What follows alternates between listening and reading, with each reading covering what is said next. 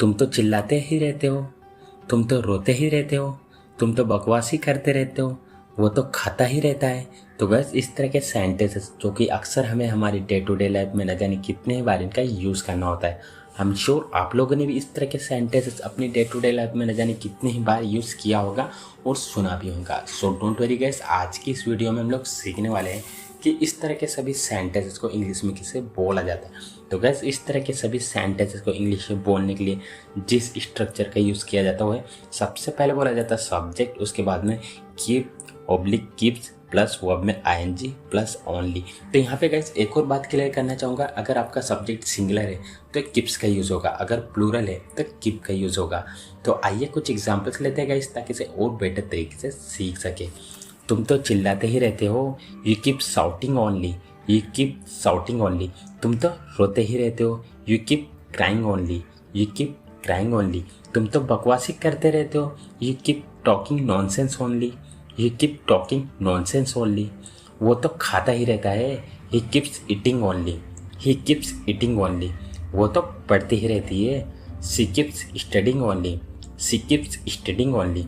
मेरी मम्मी डांटती ही रहती है, my mother keeps scolding only, my mother keeps scolding only. तुम तो मोबाइल ही चलाते रहते हो, you keep using mobile only. वह अपनी आदत से मजबूर है। क्या वह अपनी आदत से मजबूर है? मैं अपनी आदत से मजबूर था। तुम आदत से मजबूर क्यों हो रहे हो? तो गैस इस तरह के सेंटेंसेस जो कि अक्सर हमें हमारी डेली लाइफ में कभी न कभी ज़रूर बोलने होते हैं। आई एम श्योर आप लोगों ने भी इस तरह के सेंटेंसेस अपनी डेली लाइफ में कभी न कभी ज़रूर बोले होंगे। तो गैस आज की इस वीडियो में हम लोग सीखने वाले हैं कि इस तरह के सभी सेंटेंसेस को इंग्लिश में कैसे बोला जाता है। तो गैस इस तरह के सभी सेंटेंसेस को इंग्लिश में बोलने के लिए जिस स्ट्रक्चर का यूज़ किया जाता है सबसे पहले बोला जाता है सब्जेक्ट, उसके बाद हेल्पिंग वर्ब के बाद में complete bye possessive adjective plus habit plus other word अगर है तो आइए कुछ एग्जांपल्स लेते हैं गाइस ताकि इसे और बेटर तरीके से सीख सके। उससे पहले एक और बात क्लियर करना चाहूँगा, यहाँ जो आप पजेसिव एडजेक्टिव देख रहे हो इसमें आएगा he is, her, their, your, my etcetera. तो आइए कुछ एग्जांपल्स ले लेते हैं गाइस ताकि इसे और बेटर तरीके से सीख सके। वह अपनी आदत से मजबूर है, he is complaint by his habit. क्या वह अपनी आदत से मजबूर है? Is he complaint by his habit, is he complaint by his habit. मैं अपनी आदत से मजबूर था, I was complaint bye my habits, I was complaint bye my habits. क्या वे लोग अपनी आदतों से मजबूर थे? वर those people complaint bye their habits, were those people complaint bye their habits.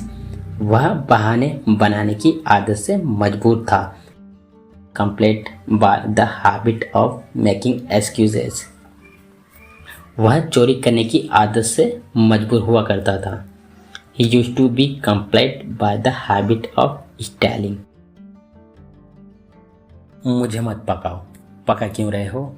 वह हमेशा पकाते रहता है, जब देखो वह पकाती रहती है। तो बस इस तरह के सेंटेंसेस जो कि अक्सर हमें हमारी डेली लाइफ में कभी न कभी ज़रूर बोलने होते हैं। आई एम श्योर आप लोगों ने भी इस तरह के सेंटेंसेस अपनी डे टू डे लाइफ में कभी न कभी ज़रूर बोले होंगे जिनमें कि हमें बोलना होता पकाना। तो बस इस तरह के सेंटेंस के लिए इंग्लिश में एक वर्ब का यूज़ किया जाता है, वो है इरिटेट, जिसका हिंदी मीनिंग होता है पकाना या फिर तंग करना। तो आइए इसको स्ट्रक्चर में कैसे यूज़ किया जाता है देखते हैं। तो सबसे पहले बोला जाता है सब्जेक्ट, उसके बाद में हेल्पिंग वर्ब के बाद बोला जाता है इरिटेट प्लस अदर वर्ड अगर है तो एक और बात क्लियर करना चाहूँगा गाइस, यहाँ पे जो आप हेल्पिंग वर्ब पे देख रहे हो वो कुछ केसेस में हेल्पिंग वर्ब का यूज़ नहीं किया जाता, जैसे कि present simple tense, past simple tense. और यहाँ पे जो आप इरिटेट देख रहे हो वैसा मैन वर्ब की तरह यहाँ काम करेगा, जैसा हमारा टेंस होगा उसके अकॉर्डिंग इसकी फॉर्म चेंज होगी। तो आइए कुछ एग्जांपल्स लेते हैं ताकि इसे और बेटर तरीके से सीख सके। मुझे मत पकाओ, don't irritate me, don't irritate me. पका क्यों रहे हो? Why are you irritating, why are you irritating.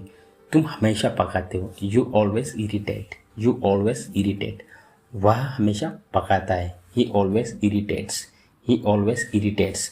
उसने उस दिन पका दिया था, he irritated that day, he irritated that day. उसने मुझे पका दिया था उस दिन। He irritated me that day. He irritated me that day.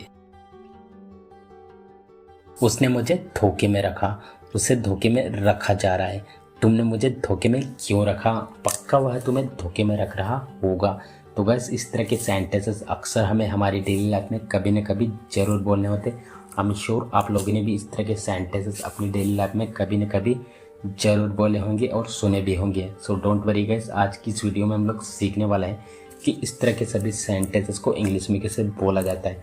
तो गाइस, इस तरह के सभी सेंटेंसेस को इंग्लिश में बोलने के लिए एक फ्रेज का यूज़ किया जाता है keep someone in the dark, जिसका हिंदी मीनिंग होता है किसी को धोखे में रखना।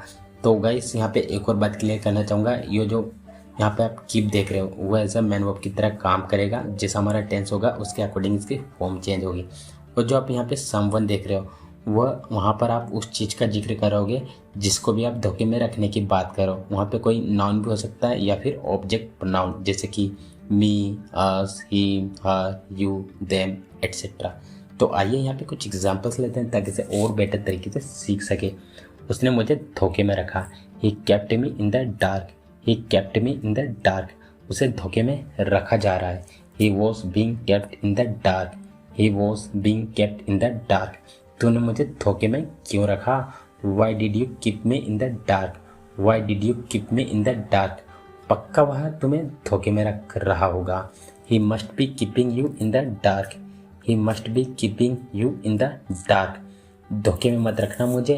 Don't keep me in the dark. Don't keep me in the dark.